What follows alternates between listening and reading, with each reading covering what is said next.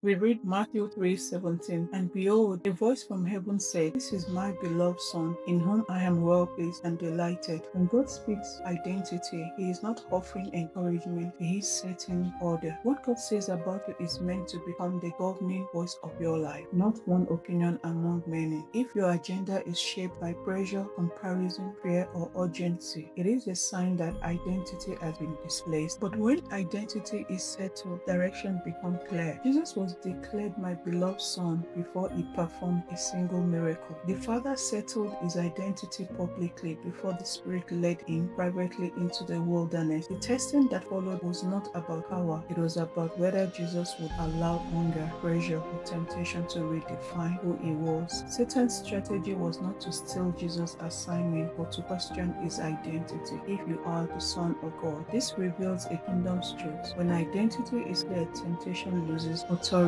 Who God says you are must set the agenda, because identity determines pace. It determines posture and priorities. If you see yourself as a servant trying to earn approval, you will rush, you will strive, and overextend. But if you live as sons or daughter who is already accepted, you will move from permission, not pressure. Identity guards you from agendas that are too early, too heavy, and not yours to carry. You will know when to act, when to wait, and when to say no, because sons are not driven by fear or missing out, they are led by faith. When identities set agenda, obedience becomes alignment, not performance. You stop asking, how do I prove myself? And begin to ask, what reflects my Father? Your decisions shift from survival to stewardship. You choose what preserved your calling, not what impresses people. Many believers live exhausted because they are following agendas God never authored. They are faithful, sincere, and busy, but not aligned. When God's voice is no longer the loudest voice defining you, other voices will step in. Culture, trauma, expectation, even past seasons. But restoration begins the moment you return to the Father's definition. You do not need a new strategy. All you need is a settled identity. So, beloved, before you plan your next step, ask yourself, who sets this agenda? So today we declare that who God says I am governs every decision I make. I am rooted in sonship, not driven by pressure or comparison. I move by divine instruction, not human urgency. My identity in Christ silences every counterfeit voice. Do not strive for approval. I live from acceptance. The Spirit of God leads my steps, and I follow with confidence. I am aligned with heaven's timing and protected from premature movement. I carry authority because I know who sent me. Every assignment I receive